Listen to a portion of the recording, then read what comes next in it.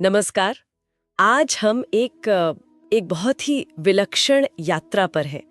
महाराष्ट्र की धरती के एक ऐसे संत, कवि, दार्शनिक के जीवन में झांक रहे हैं जिनकी आभा आप देखिए सदियों बाद भी उतनी ही प्रखर है। संत ज्ञानेश्वर महाराज जी। हमारे सामने उनके जीवन और शिक्षाओं पर आधारित एक भक्ति कथा है। ज्ञानेश्वर, ज्ञान और भक्ति का संगम, इसका एक अंश है हमारे पास।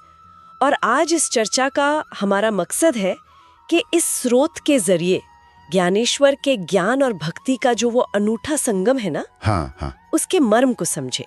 वो लगभग जादुई सा लगता है जिसने लाखों लोगों को रास्ता दिखाया है। तो चलिए सीधे मुद्दे पर आते हैं। ज्ञानेश्वर महाराज, ये नाम सुनते ही मन में एक श्रद्धा सी आती है और हैरानी भी होती है। बिल्कुल। स्रोत उन्हें एक संत के रूप में दिखाता है, एक कवि और एक परम भक्त भी। पर जो बात मुझे सबसे ज्यादा चौंकाती है वो है उनकी उम्र। हाँ, वो तो है। सोचिए जरा, किशोरावस्था में ही इतनी गहरी साधना, इतना ज्यादा शास्त्रों का ज्ञान, ये हुआ कैसे होगा? ये वाकई असाधारण है। हमें वो समय भी ध्यान में रखना होगा, 13वीं शताब्दी। वो दौर ऐसा नहीं था कि ज्ञान या आप कहें आध्यात्मिक चर्चाएं इतनी आसानी से मिलती थी, खासकर आम लोगों के लिए। हाँ। और वो भी इतनी कम उम्र के किसी व्यक्ति के लिए तो सोचना भी मुश्किल है। समाज में अपनी गहरी जड़ें जमाए रूढ़ियां थीं, कर्मकांड का बोलबाला था। ऐसे में एक किशोर का न सिर्फ शास्त्रों को गहराई से पढ़ना बल्कि उन पर अपना मौलिक चिंतन देना, ये तो उनकी अलौकिक प्रतिभा ही कहेंगे, या शायद पूर्व जन्मों के संस्कार। अच्छा। स्रोत भी इसी दिव्यता की तरफ इशारा करता है कि उनका जन्म ही किसी खास मकसद के लिए हुआ था। अच्छा, तो उनके दर्शन का, उनकी सोच का केंद्र क्या था?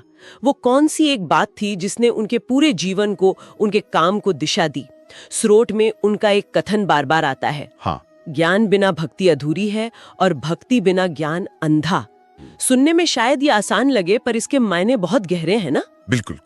और ये सिर्फ एक लाइन नहीं है, ये उनके पूरे आध्यात्मिक नजरिए का कह सकते हैं निचोड़ है। यहाँ समझने वाली बात यह है कि वो ज्ञान और भक्ति को दो अलग अलग रास्ते नहीं मानते थे। अच्छा।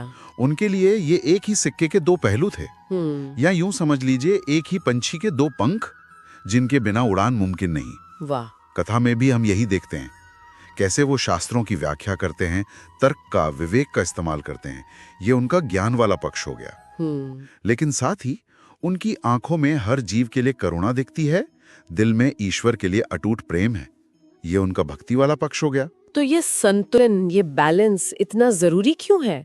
एक के बिना दूसरा अधूरा या अंधा क्यों माना गया? देखिए, अगर सिर्फ ज्ञान हो, कोरा किताबी ज्ञान, तो उसमें क्या होता है, अहंकार आने का खतरा रहता है। अच्छा। आदमी शास्त्रों को रट लेगा, बहस में माहिर हो जाएगा, पर अगर दिल में भक्ति की नरमी नहीं है, प्रेम नहीं है, तो वो ज्ञान सूखा रह जाता है।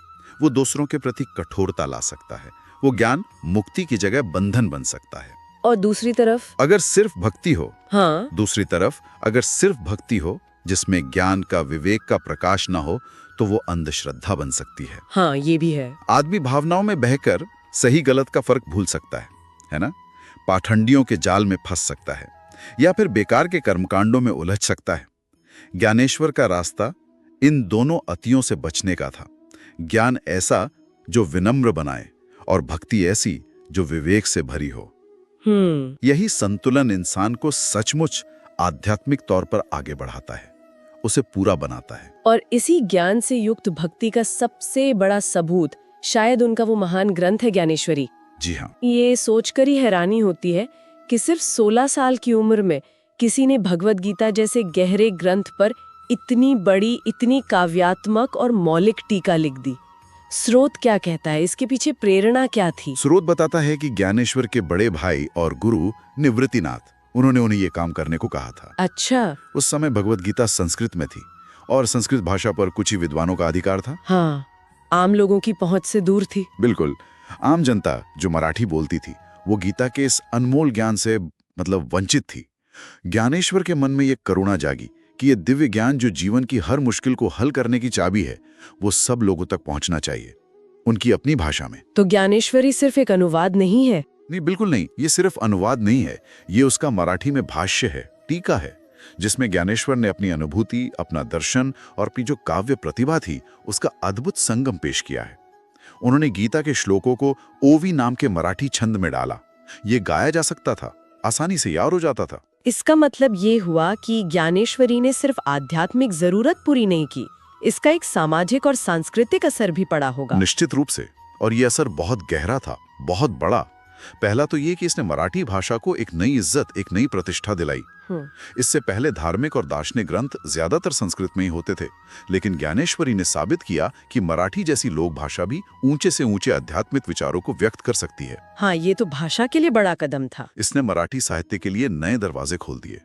दूसरा, इसने महाराष्ट्र में जो भक्ति आंदोलन चल रहा था, खास तौर पर वारकरी संप्रदाय, उसको एक मजबूत दार्शनिक आधार दिया, एक नई ऊर्जा दी।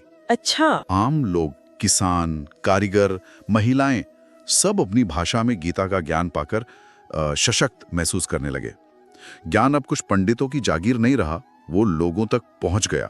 ये तो एक तरह की आध्यात्मिक क्रांति हुई फिर। बिल्कुल, आप इसे आध्यात्मिक क्रांति कह सकते हैं। कथा में ऐसे किस्से आते हैं जहां लोग झुंड बनाकर ज्ञानेश्वरी का पाठ सुनते थे, गाते थे, वो उनके जीवन का हिस्सा बन गया। ये तो अद्भुत है।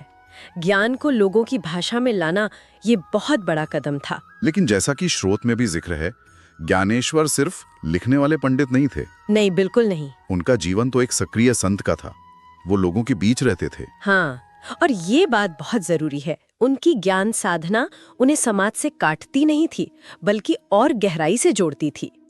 कथा बताती है कि वो अपने भाई बहनों के साथ निवृत्तिनाथ, सोपान देव, मुक्ताबाई गांव-गांव घूमते थे, कीर्तन करते थे। हाँ, लोगों को सरल भाषा में प्रेम, बराबरी और ईश्वर भक्ति का संदेश देते थे। उनका अपना जीवन ही उनके उपदेशों का आईना था। वो किसी मठ या आश्रम में बंद कर नहीं रहे, बल्कि चलते फिरते लोगों के सुख दुख में शामिल होते हुए उन्होंने आध्यात्मिकता को जिया।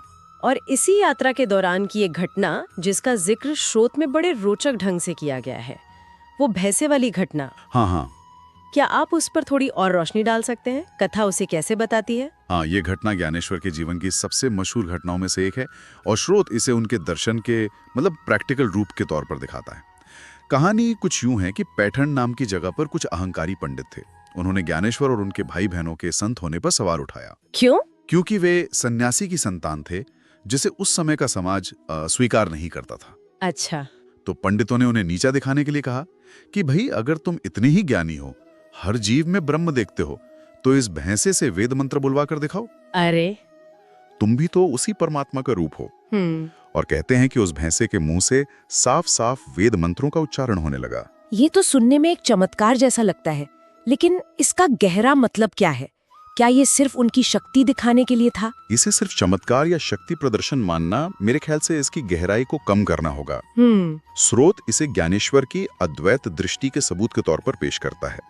यानी ये महसूस करना कि सब कुछ एक ही ब्रह्म है, चाहे वो इंसान हो, पशु हो या पेड़ पौधा। अच्छा। ये घटना उनके ज्ञान युक्त भक्ति का सबसे बड़ा उदाहरण है।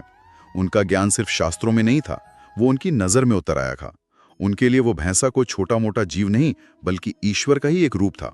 और उनकी भक्ति इतनी गहरी थी कि उसमें जड़ चेतन का फर्क ही मिट गया था। हाँ। ये घटना उन पंडितों के अहंकार पर भी चोट थी, जो वेदों को सिर्फ अपनी जागीर समझते थे और जाति या योनि के आधार पर भेद करते थे। ज्ञानेश्वर ने दिखाया कि सच्चा ज्ञान और सच्ची भक्ति बराबरी और करुणा में दिखती है, भेदभाव में नहीं। ये उनके सर्वम खलविदम ब्रह्म, यानी सब कुछ ब्रह्म ही है, के अनुभव का जीता जागता प्रमाण था। वाह, मतलब ज्ञान, भक्ति, करुणा और समता, ये सब उस एक घटना में शामिल है। बिल्कुल। ये तो उनके दर्शन को समझने की एक तरह से चाबी है। ज्ञानेश्वर का जीवन काल तो बहुत छोटा रहा, सिर्फ 21 साल के आसपास। हाँ, बहुत कम। लेकिन उनकी विरासत कितनी विशाल है। बिल्कुल। उनका भौतिक जीवन भले ही छोटा था, लेकिन उनका असर, उनका प्रभाव कालजयी है, सदियों तक रहने वाला। ज्ञानेश्वरी आज भी मराठी भाषी लोगों के लिए एक पूज्य ग्रंथ है। उनके अभंग यानी भक्ति पद आज भी गाए जाते हैं। हाँ, मैंने सुना है। वारकरी संप्रदाय की पंढरपुर यात्रा में आज भी लाखों लोग ज्ञानोबा तुकाराम का जयघोष करते हुए चलते हैं। उनकी विरासत सिर्फ उनके ग्रंथ या पद नहीं है, बल्कि उनका जीवन जीने का तरीका है। ज्ञान और भक्ति का वो संतुलन, सरलता, विनम्रता और हर जीव के प्रति प्रेम। श्रोत में एक लाइन है जो उनके संदेश का सार बताती है। उनकी भक्ति में ज्ञान का प्रकाश था और उनके ज्ञान में भक्ति का रस। वाह! ये रस और प्रकाश का संगम ही ज्ञानेश्वर की देन है। तो अगर हम इस पूरी चर्चा को और स्रोत से मिली जानकारी को समेटें तो मुख्य बातें क्या निकलती हैं, या कह लें कि सबसे जरूरी सीख क्या है? सुनने वालों के लिए वो कौन से मोती हैं जो इस गहरे मंथन से हाथ लगे? मेरे विचार से पहली और सबसे साफ सीख तो यही है कि आध्यात्मिक रास्ते पर चलने के लिए ज्ञान और भक्ति यानी समझ और श्रद्धा दोनों का होना बहुत जरूरी है। हाँ। एक के बिना दूसरा या तो रास्ता भटक सकता है या फिर नीरस हो सकता है, सूखा हो सकता है। सच्चा मार्ग इन दोनों के मेल में है, जैसा ज्ञानेश्वर ने अपने जीवन और लेखन से दिखाया। और दूसरी बात जो मुझे बहुत महत्वपूर्ण लगी वो है ज्ञान और भक्ति का असली रूप। जी। सच्चा ज्ञान वो है जो हमें विनम्र बनाए, हमारे अहंकार को कम करे, और सच्ची भक्ति वो है जो हमें करुणामय बनाए, दूसरों के दुख को महसूस करने की ताकत दे। बिल्कुल। ये सिर्फ पोथी पढ़ लेना या सिर्फ मंदिरों में आंसू बहाना नहीं है। ज्ञानेश्वर का जीवन दिखाता है कि ज्ञान को अपने आचरण में उतारना चाहिए और भक्ति को सेवा में बदलना चाहिए। एकदम सही कहा। और तीसरी, शायद सबसे गहरी सीख जो भैंसे वाली घटना से भी निकलती है, वो है हर जगह ईश्वर को देखने की भावना। ये देखना कि सृष्टि का हर कण, हर जीव उसी एक परमात्मा का हिस्सा है। जब ये दृष्टि बन जाती है तो फिर नफरत, भेदभाव, हिंसा के लिए कोई जगह ही नहीं बचती। तब प्रेम और बराबरी अपने आप आ जाते हैं। हाँ। ये भक्ति की सबसे ऊंची अवस्था है, जहां भक्त, भगवान और सृष्टि सब एक हो जाते हैं।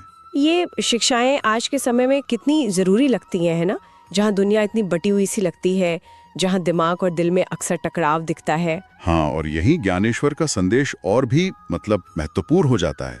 आज हम अक्सर जानकारी, इंफॉर्मेशन को ही ज्ञान, विजडम समझ लेते हैं। सही बात है। हमारे पास सूचनाओं का अंबार है, लेकिन क्या वो सूचना हमें विनम्र और करुणामय बना रही है? ज्ञानेश्वर हमें याद दिलाते हैं कि ज्ञान का मकसद सिर्फ जानना नहीं, बल्कि होना है। होना मतलब एक बेहतर इंसान बनना, ज्यादा संतुलित, ज्यादा प्रेम करने वाला इंसान बनना। हम अपने रोजमर्रा के जीवन में अपनी बुद्धि का इस्तेमाल दूसरों की मदद करने, समस्याओं को सुलझाने और समझ बढ़ाने में कर सकते हैं, न कि सिर्फ बहस जीतने या खुद को सही साबित करने में। और भक्ति के संतुलन का क्या? आज के दौर में श्रद्धा को विवेकपूर्ण कैसे रखा जाए बिना अंधविश्वास के? ये एक बहुत अहम सवाल है।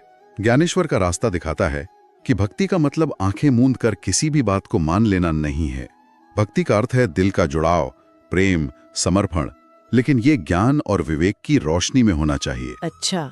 हम अपनी आस्थाओं पर सवाल कर सकते हैं, उन्हें तर्क की कसौटी पर परख सकते हैं और फिर भी गहरे स्तर पर जुड़े रह सकते हैं। अच्छा। अगर प्रैक्टिकल तौर पर देखें तो इसका मतलब हो सकता है कि हम अपनी धार्मिक या आध्यात्मिक रीतियों को समझें, उनके पीछे का मतलब जानें, उन्हें सिर्फ कर्म कांड तक न रखें बल्कि अपने चरित्र और व्यवहार में उतारें।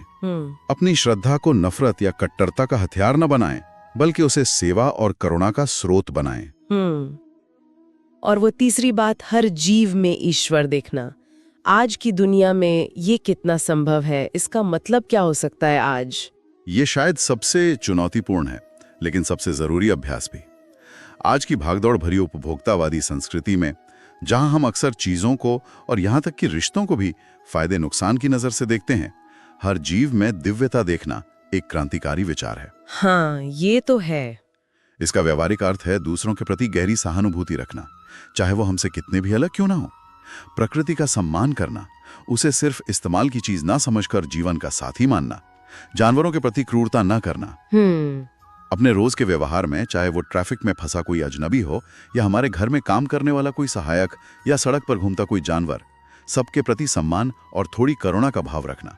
यह आसान नहीं है, मैं मानता हूं, लेकिन ज्ञानेश्वर का जीवन हमें प्रेरणा देता है कि यह संभव है, और यही सच्ची आध्यात्मिकता की ओर ले जाने वाला रास्ता है। बहुत खूब। तो आज हमने संत ज्ञानेश्वर महाराज के जीवन और दर्शन की गहराइयों में झांकने की कोशिश की, उस भक्ति कथा के आईने में जो हमारे पास थी। हमने देखा कि कैसे एक किशोर संत ने ज्ञान और भक्ति की धाराओं को मिलाकर एक ऐसा संगम बनाया जो आज भी हमें रास्ता दिखा रहा है। जी। ज्ञानेश्वरी की रचना से लेकर भैंसे से वेद मंत्र बुलवाने जैसे प्रसंगों तक उनका जीवन हमें बुद्धि और हृदय के बीच सही तालमेल का पाठ पढ़ाता है। और जाते जाते मैं सुनने वालों के लिए एक विचार छोड़ना चाहूंगा, जो इसी स्रोत और हमारी चर्चा से ही उपजता है। आज की इस आधुनिक, तेज रफ्तार और अक्सर बिखरी हुई सी दुनिया में, जहां हमारी बौद्धिक समझ और हमारी भावनात्मक दुनिया कई बार अलग अलग दिशाओं में जाती दिखती है, कोई व्यक्ति अपने ज्ञान और अपनी भावनाओं या कह ले भक्ति को ज्ञानेश्वरी की तरह एक सामंजस्य में, एक सुर में कैसे ला सकता है? गहरा सवाल है। क्या इस दौर में, जहां इतने मतभेद हैं, इतनी दूरियां हैं, वाकई हर जीव में दिव्यता देखना संभव है? और अगर हाँ, तो इसे सिर्फ एक किताबी या दार्शनिक विचार न रखकर अपने रोजमर्रा के जीवन का हिस्सा कैसे बनाया जा सकता है, इस पर विचार जरूर कीजिएगा।